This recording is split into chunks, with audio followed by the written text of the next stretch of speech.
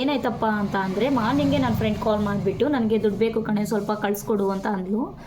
ಏನು ಮಾಡೋದು, ಇವತ್ತೇ ನಂದು ಡೇಟಾ ಫುಲ್ ಖಾಲಿಯಾಗಿ ಹೋಗ್ಬಿಟ್ಟಿತ್ತು. ಬಟ್ ಆದರೂ ನಾನು ಬಿಡಲಿಲ್ಲ. ಅವಳಿಗೆ ಎಮರ್ಜೆನ್ಸಿ ಇರೋದ್ರಿಂದ ವಿತೌಟ್ ಡೇಟಾ ನಾನು ಅವಳಿಗೆ ಮನಿ ಸೆಂಡ್ ಮಾಡಿದೆ. ಸೊ ಅದು ಹೇಗೆ ಅಂತ ನಾನು ನಿಮ್ಗೆ ತಿಳಿಸ್ಕೊಡ್ತೀನಿ. ಬನ್ನಿ ಗೈಸ್, ವಿತೌಟ್ ಡೇಟಾ ಹೇಗೆ ಮನಿ ಟ್ರಾನ್ಸ್ಫರ್ ಮಾಡೋದು ಅಂತ ನಾನು ನಿಮ್ಗೆ ಹೇಳ್ಕೊಡ್ತೀನಿ. ನಿಮಗೂ ಈ ಥರ ಎಮರ್ಜೆನ್ಸಿ ಇದ್ದಾಗ ಯೂಸ್ ಆಗುತ್ತೆ. ಡಯಲ್ ಪ್ಯಾಡ್ಗೆ ಹೋಗ್ಬಿಟ್ಟು *99# ಅಂತ ಟೈಪ್ ಮಾಡಿ.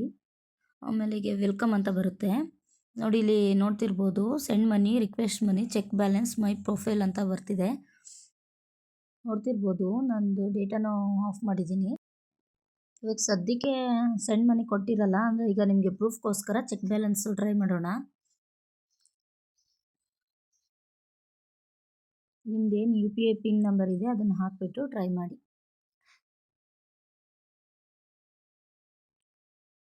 ನೋಡಿ ಗೈಸ್, ಬಂತು ಬ್ಯಾಲೆನ್ಸ್. ಸೊ ನೀವು ಟ್ರೈ ಮಾಡಿ.